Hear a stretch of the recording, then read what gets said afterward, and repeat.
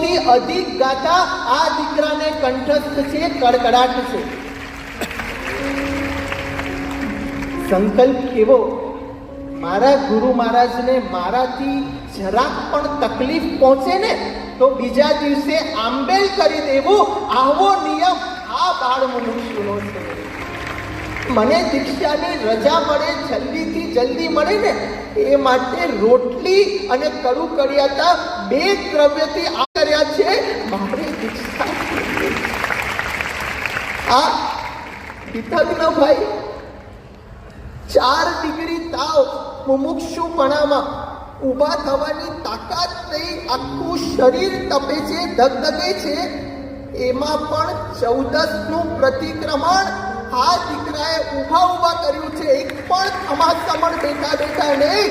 આ મારા પ્રભુનું શાસન છે. આ બાળ દીક્ષાનો જય હો.